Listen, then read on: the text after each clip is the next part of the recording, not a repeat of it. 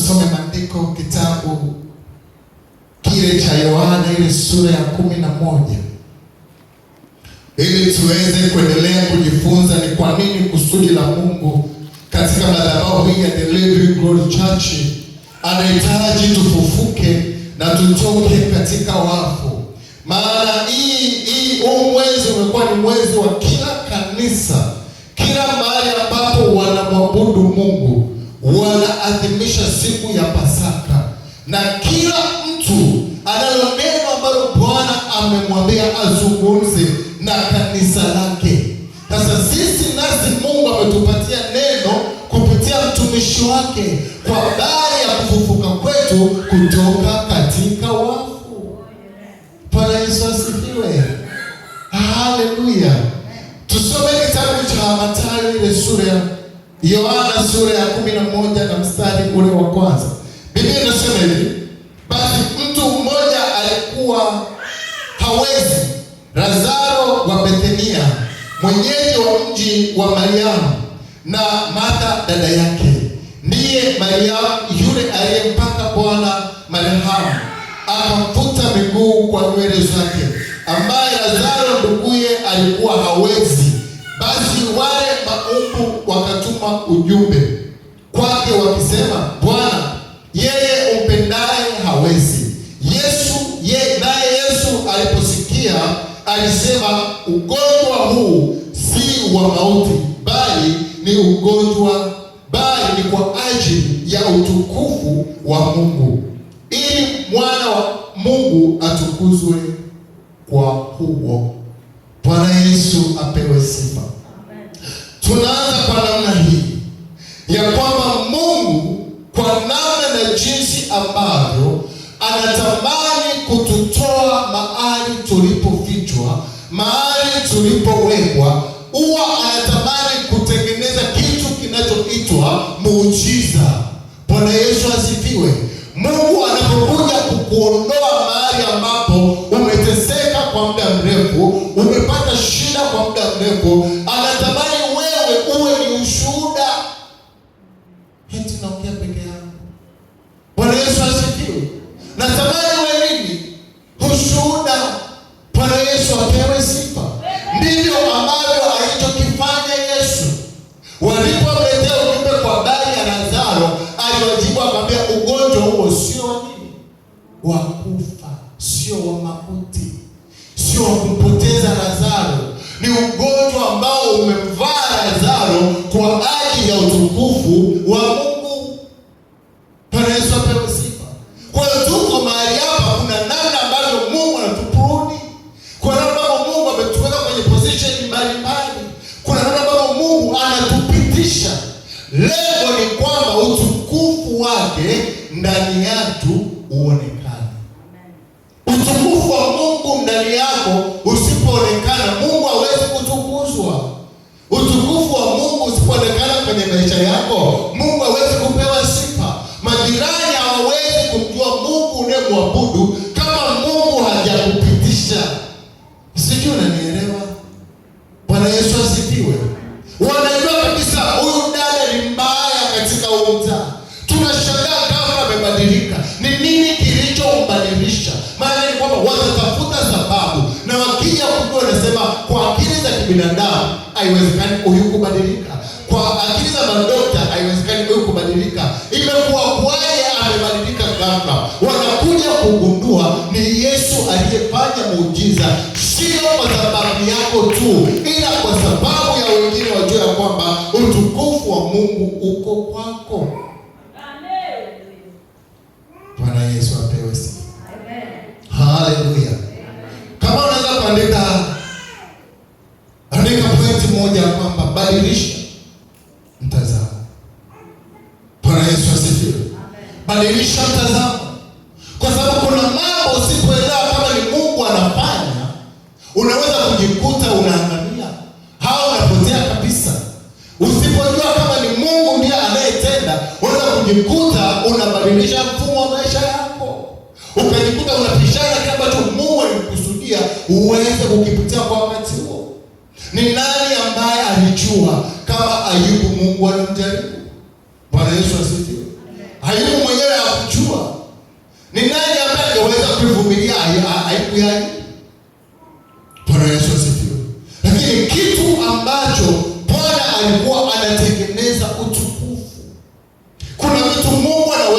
kuviondoa kwenye maisha yako.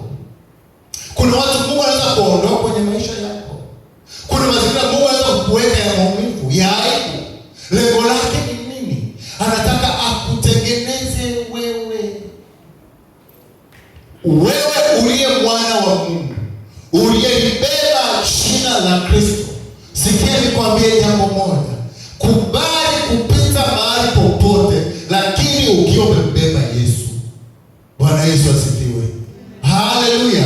Kubali kupita mahali popote na uvumilie kwa sababu umembeba Yesu. Kama hujambeba Yesu, mahali unapopita utapaona ni pagumu. Hautaweza kuvumilia. Kwa hiyo Biblia inatuambia kwamba wakati ambapo Lazaro hawezi, Martha alituma mjumbe kwenda kwa Yesu. Yesu alipopata habari akamwambia, huo ugonjwa sio wa nini? Sio mauti. Bwana Yesu apewe sifa. Kwa hiyo kuna wakati lazima tubadilishe mtazamo. Martha kwa akili yake na Mariamu wanajua kabisa huyu Bwana akija huyu mtu anapona. Na yamkini wao wanajua kabisa huo ugonjwa ni wa mauti. Yamkini wanataarifa na ugonjwa ambao alikuwa anaumwa Lazaro. Ndio maana akamtaka Yesu ili aje aguse maisha yao. Aje aguse Lazaro. Kuna wakati tunatamani Yesu aje kwa wakati huo. Aje aguse maisha yako. Na Yesu amenyamaza. Bwana Yesu asifiwe. Natamani tufufuke. Tutoke katika wafu. Kwa namna kubadilisha mitazamo tulio nayo katika maisha yetu. Tuna mitazamo ambayo haipatii Mungu nafasi ya kufanya kazi kwetu. Tuna mitazamo ambayo haipi Mungu nafasi ya kuachilia baraka kwetu. Bwana Yesu apewe sifa. Utanielewa tu uko mbele. Tusome mstari wa 21. Tusome mstari wa 21. Biblia inasema hivi, basi Martha akamwambia Yesu, Bwana, kama ungalikuwapo hapa, ndugu yangu angalikufa. Lakini hata sasa najua ya kuwa yoyote utakayomwomba Mungu, Mungu atakupa. Yesu akamwambia, ndugu yangu atafufuka. Martha akamjibu akasema hivi, Martha akamwambia, najua ya kuwa atafufuka katika ufufuo siku ya mwisho. Yesu akasema hivi, mstari wa 25. Yesu akamwambia, mimi ndimi huo ufufuo na uzima. Yeye aniaminie mimi, ajapokufa atakuwa anaishi. Bwana Yesu asifiwe. Yeye aniaminie mimi, ajapokufa atakuwa anaishi. Kwa hiyo kumbe anachokitaka Martha ni kwamba Yesu afanyeje? Amfufue, lakini sio kwa wakati huo. Wakati wa ufufuo wafanyaje? Wakuja kwake mwana wa Adamu. Yesu akamwambia, mimi ndimi huo ufufuo na uzima. Bwana Yesu asifiwe. Haleluya. Kwa hiyo Yesu tuliyembeba, Yesu tuliyemwijia jioni ya leo, Yesu tuliyeabudu mahali hapa, Yesu aliyetukutanisha, ndio huyo ambaye yeye kwake uko ufufuo na uzima. Bwana Yesu asifiwe. Kwa hiyo usifanye kutafuta mahali pengine kwenye ufufuo na uzima. Na ndio maana tumepewa neno moja tu ya kwamba tufufuke, tutoke katika wafu. Bwana Yesu asifiwe. Bwana Yesu asifiwe. Hili neno limenibariki sana. Anasema hivi, Yesu akamwambia, mimi ndimi huo ufufuo na uzima. Yeye aniaminie mimi, ajapokufa atakuwa anaishi. Inanipatia picha wakati ambapo Elisha amekufa.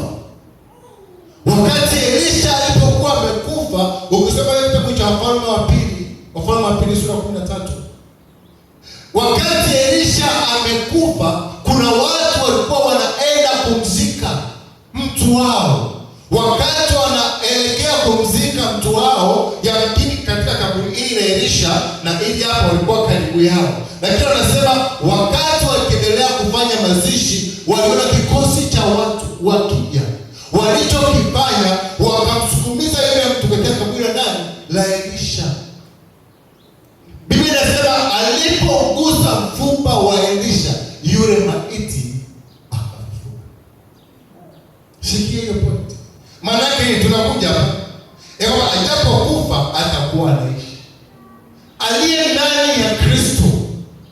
huwa hafi. Bwana Yesu asifiwe. Aliye ndani ya Kristo huwa hafi. Unaweza kuonekana kwa sura yako umekufa, kama Elisha alionekana kwa amekufa, si ndio? Na kwa hakuna taarifa kwamba yuko hai, lakini kumbe aliyekufa katika Kristo, yeye hali na mifupa inafanyaje? Inaishi.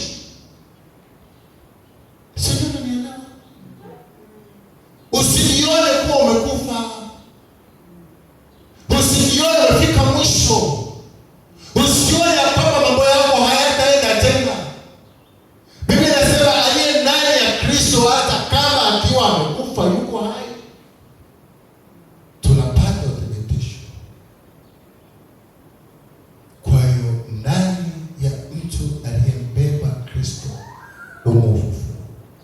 Kwa tunautafuta ufufuo kwa namna gani? Ya kufufua vile vilivyo ndani yako, viamke, vilete ufufuo katika maisha yako. Bwana Yesu asifiwe. Siku moja tulikuwa tunafundishwa na baba yetu akiwa anatuambia kitu kimoja, sema hivi vitu vyote tunavyotafuta viko ndani yetu. Bwana Yesu asifiwe. Viko ndani yetu. Ni sisi tu kutengeneza namna ya kuviamsha ili vionekane na vifanye kazi. Bwana Yesu asifiwe. Haleluya. Mapastors wengi walioko hapa, kwani walijua kama ni mapastors? Ulijua kama kuna kitu ndani yako? Lakini ukipata nafasi ili kilichoonekana. Bwana Yesu asifiwe.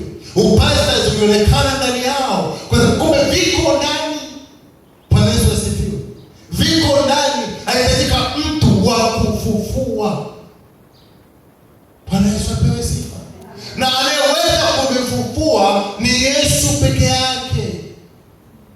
Si ndio? Kuna mtu mmoja nielewa.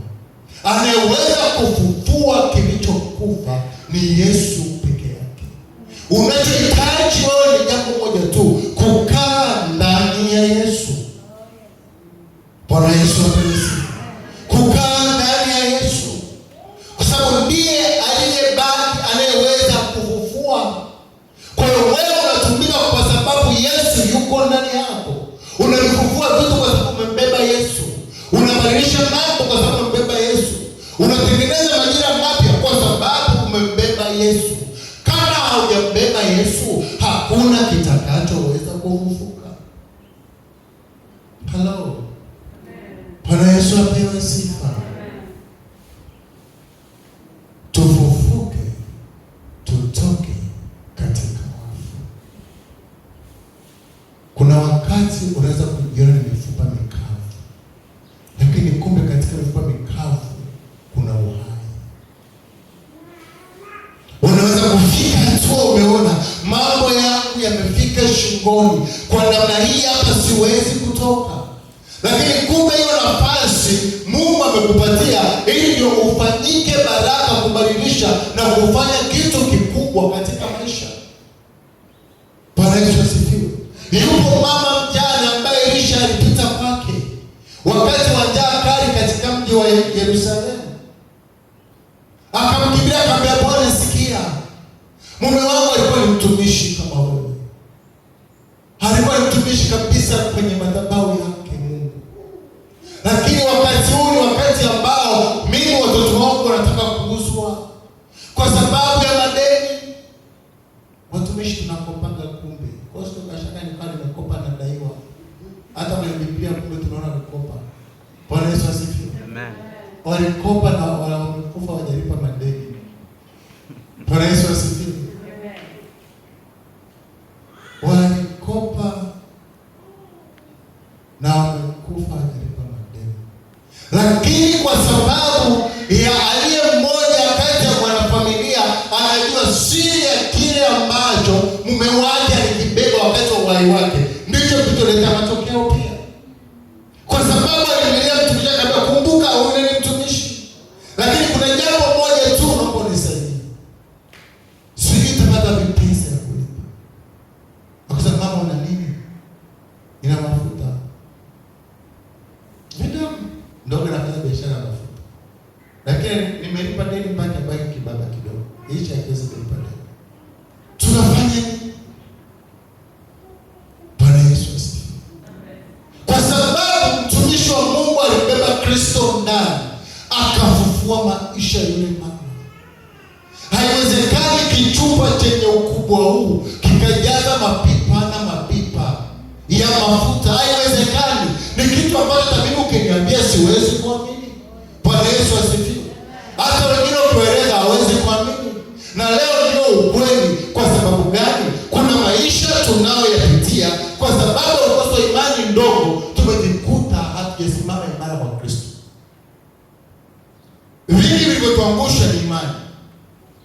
Sio jaribu. Ni imani. Imani ndio imetuangusha.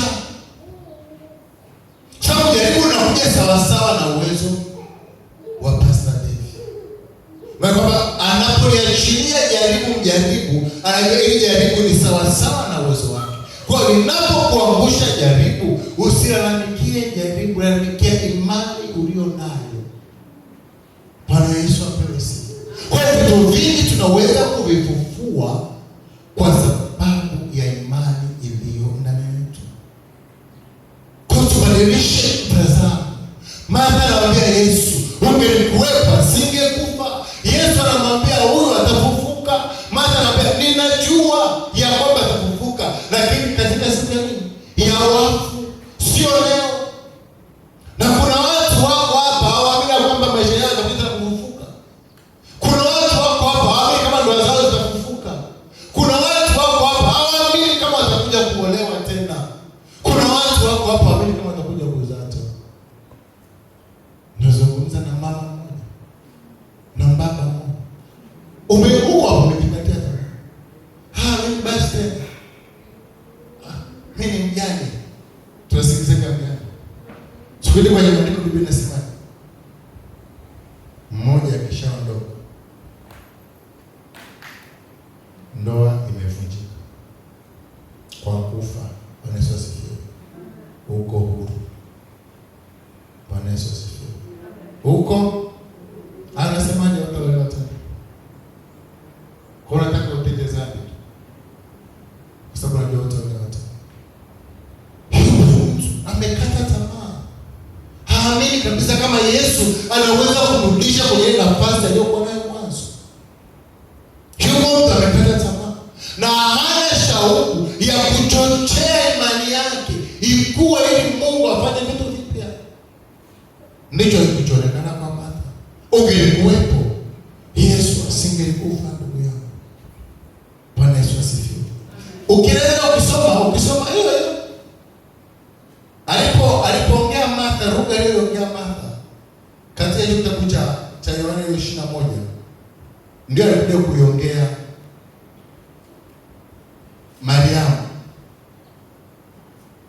katika kile kitabu cha hicho mstari wa 32. Tazama sasa, basi Mariamu alipofika pale alipokuwa hapo Yesu na kumuona, alianguka miguuni pake, akamwambia, Bwana, kama ungalikuwa hapo hapa, ndugu yangu angalikufa. Umesikia? Ameanza Martha, anaambia ungelikuwepo mahali hapa, ndugu yangu asingekufa. Na akaja Mariamu akasema ungelikuwepo, ndugu yangu asingekufa. Maana ni kwamba mtazamo wao ni tofauti na mtazamo wa Yesu. Mwanzo Yesu aliwaambia ugonjwa huo sio wa mauti, ila ni wa utukufu tu, kwa ajili ya utukufu wa Mungu. Lakini sisi ndio tunajua Yesu alizungumza, ila Martha na Mariamu hawakujua. Yesu aliwaambia wanafunzi wake, wakati wajumbe wamempa taarifa, akawaambia sawa. Alipobaki na wanafunzi akamwambia ugonjwa huo sio wa mauti, ila ni kwa ajili ya utukufu wa Bwana. Lazaro amelala. Wanafunzi nao hawakuelewa. Wakamwambia, Bwana, kama amelala basi ataamka. Ikabidi Yesu awaeleze sasa kiwazi ya kwamba Lazaro amekufa. Kwa sababu lugha ya Yesu bado hawajaelewa. Na pia kuna lugha ya Yesu katika maisha yetu tunashindwa kuielewa. Ndio maana tunashindwa kwenda na Yesu sawa sawa. Bwana Yesu asifiwe. Yule roho aliyemfufua Yesu katika wafu, ninatamani katika maisha yetu aje afufue maisha yetu. Yule roho aliyemfufua Yesu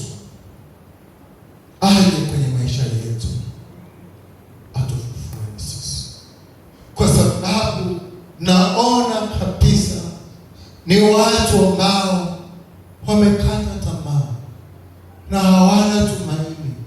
Wapo wanasikia tu hili muda uende.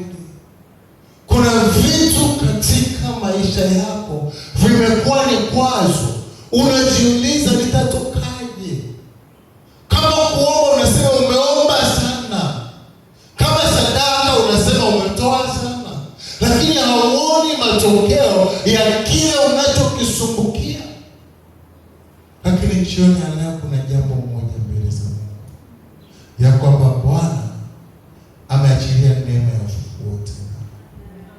Bwana ameachilia neema ya ufufuo. Nasema Bwana ameachilia neema ya ufufuo kwa sababu ameruhusu jambo hili lifanyike kwenye hii madhabahu. Basi ni wakati wetu kufufuka tena. Bwana Yesu asifiwe. Haleluya. Wakati ambapo wanalia watu kwa ajili yako, wanaomboleza kwa ajili yako, wamekata tamaa na wamekuzibia nafasi ya kuonekana wewe ni hai tena, huo wakati Yesu ndio anausubiri. Yesu anausubiri. Wakati ambao Yesu amefika kaburini, wanamwambia ananuka. Haiwezekani kufufuka, kwa sababu kabla ya kufa angepona wakati ule, na angekufa kwa wakati huo kabla hajazikwa, na Yesu angekufa kwa wakati huo. Lakini majira haya zimepita siku 4, hafai tena. Hastahili. Kuna wakati kujikatia tamaa na ustahili. Haustahili. Kuna watu kujikatia tamaa. Bwana ustahili. Kabisa amejikatia tamaa na hana tena tumaini. Anaishi ndani, ufike usiku, ufike mchana, maisha yaendelee. Anajua atakachokutana nacho ndio hicho. Yaani hana tena tumaini. Moyo wake umefika mwisho. Lakini na jambo moja jioni ya leo. Yesu aliyepaza sauti akasema, Lazaro toka nje. Ndio huyo Yesu tunayemhubiri jioni ya leo. Ndiye Yesu ambaye ataenda kukutoa nje. Ndiye Yesu ataenda kurudisha heshima yako. Huyo ndiye Yesu ataenda kukupa ndoa. Nisikie kwa makini. Huyo Yesu aliyemfufua Lazaro, Lazaro aliyekuwa ananuka, Lazaro asiyekuwa anastahili, huyo Yesu ndiye ataenda kuyabadilisha maisha yako. Sio mimi. Sio mimi. Ni Yesu atakayeenda kukushika mkono kama alivyomshika Koreshi. Bwana Yesu asifiwe. Kuna wakati unaweza omba, kuna wakati unaweza toa sadaka, lakini bado milango ikawa imefungwa. Ndio. Kuna wakati unaweza omba, Biblia inasemaje? Inaambia Koreshi, sadaka zako na maombi yako yamefanyaje? Yamesikika wapi? Mbinguni. Lakini hakuweza kufikia hazina zilizofichwa gizani. Ni mpaka aliposhikwa mkono. Bwana Yesu asifiwe. Tunahitaji kushikwa mkono. Kwa hiyo jambo moja naomba nikusisitize, badilisha mtazamo wako uwapo kwa Kristo. Badilisha. Badilisha mtazamo wako uwapo kwa Kristo. Kufufuka kwetu ni kwa namna ambavyo tutaona uzito na umuhimu wa Kristo kufa kwa ajili ya maisha yetu. Bwana Yesu asifiwe. Kufufuka kwetu, kufufuka kwetu, kutoka kwetu katika wafu, ni tutakapoona umuhimu wa Yesu Kristo kufa kwa ajili yetu. Inaweza kuwa ni kitu nzuri sana, tunaishangilia, tunaona kufufuka, tukitoka hapa bado kuna mawazo mabaya kichwani mwetu. Tuko hapa tunashangilia, haleluya, tunasifu, lakini tukitoka hapa bado kuna lugha chafu ziko kwenye vinywa vyetu. Huwezi kufufuka. Kabisa, huwezi kufufuka. Bwana Yesu asifiwe. Bwana Yesu asifiwe. Hauwezi kutoka hapa umepokea. Mimi nakwambia ukweli. Tunasaidiana kwa sababu ni wakati wa kufufuka. Na nimekwambia badilisha mtazamo wako. Ni namna gani unatamani Mungu aweze kutembea na wewe? Nikimuuliza mtu somo la Jumatano, kitu kinasemaje? Hakumbuki. Bwana Yesu asifiwe.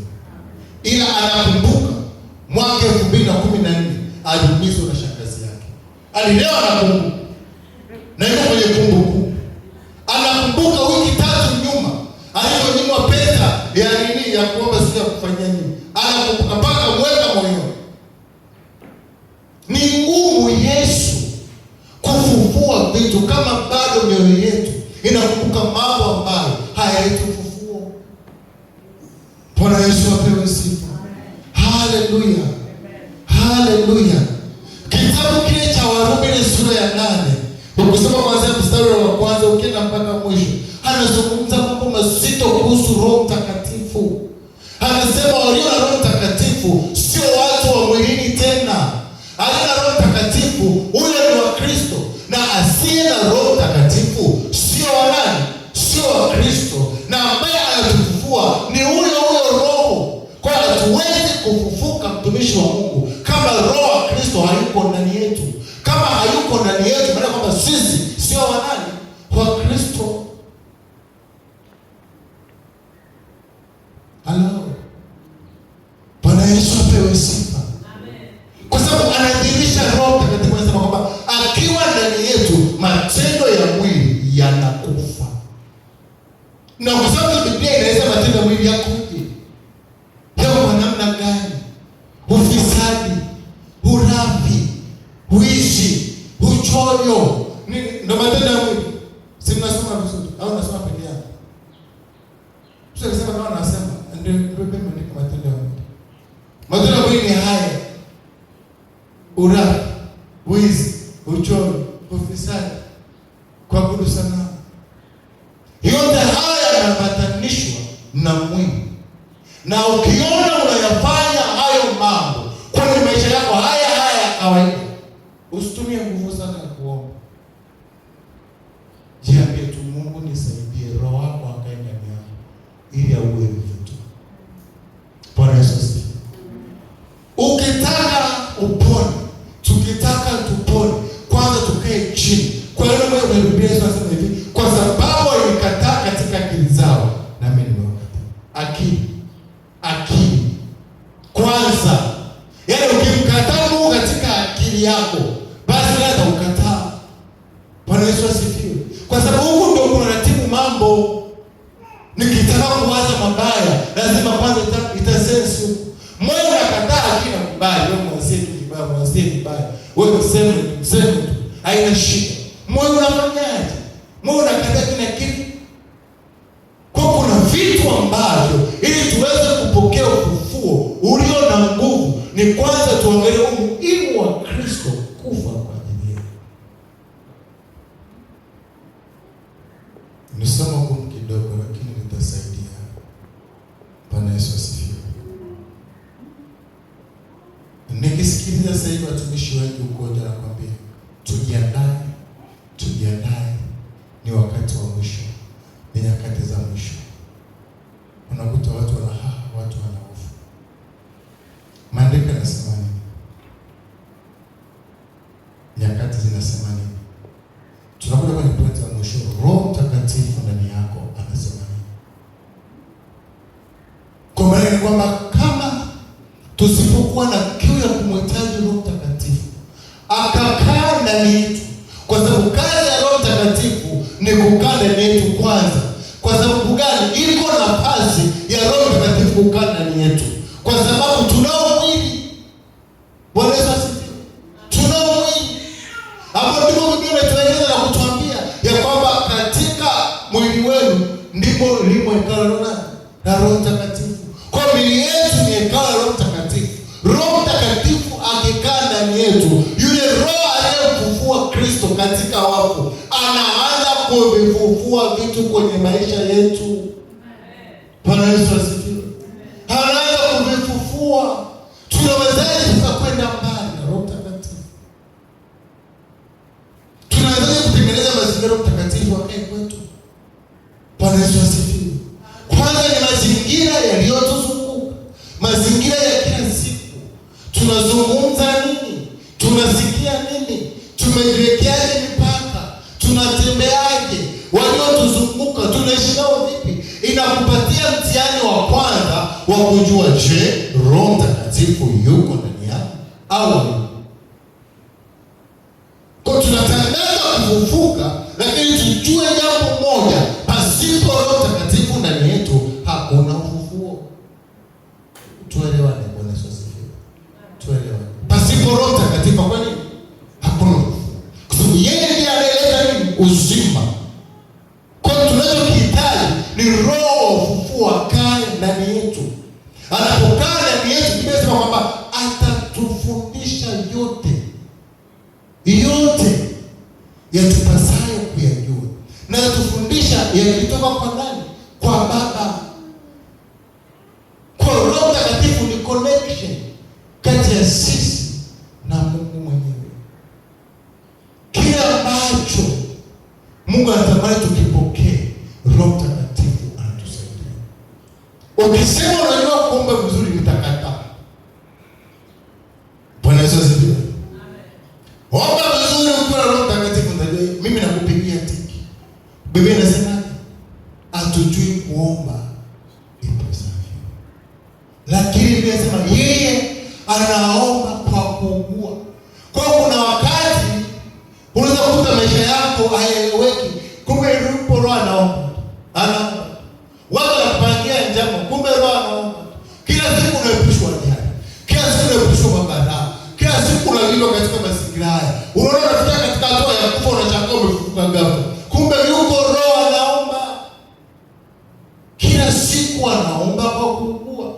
Lakini natamani pia uelewe kwamba uwepo wake ndani yako ni pamoja na wewe kumsaidia kuomba. Kwa sababu unapoomba wewe unamshawishi azungumze kitu ndani yako. Usipoomba hawezi kuzungumza kitu. Unabaki tu Bwana mlinde. Siku atakuja kujua. Afu atapona katika hiyo. Bwana. Lakini ukianza kuomba, anaelewa mwanangu ameelewa. Anaanza kushirikisha. Leo usiende kazini. Leo usipite njia. Mama fanya msaidie. Yule pita huko. Bwana Yesu asifiwe. Kufufuka kutoka katika wafu inawezekana tena sana pale ambapo Roho mwenyewe anayefufua ataishi ndani yetu. Unaweza kusema anaishi ndani yako. Sikiliza, kuna mambo mawili. Bwana Yesu asifiwe. Moja, wewe mwenyewe uwe tayari. Pili, mtumishi wa Mungu akushike mkono, akuinue. Bwana Yesu asifiwe. Akutoe hatua moja kwenda hatua nyingine. Watumishi wa Mungu, Mungu aliowaleta kwetu wana makusudi. Kuna mahali hatuwezi. Na ndio maana nikupe siri moja. Kama umekubali kuwepo katika hii madhabahu au madhabahu yoyote ile ya Mungu unayoiabudu, cha kwanza kuwa mshirika halali. Nakusaidia kuwa mshirika halali wa ile madhabahu. Cha pili, heshimu watumishi wa Mungu ambao Mungu amewapa mafuta. Hata kama ni rafiki yako na kujua vizuri, kuna nafasi ambayo Mungu ataitumia kwako, utaichukulia simu. Alafu utakuwa ni mwanzo wa kutokuelewa Mungu anasema. Na utaishi maisha ya kawaida.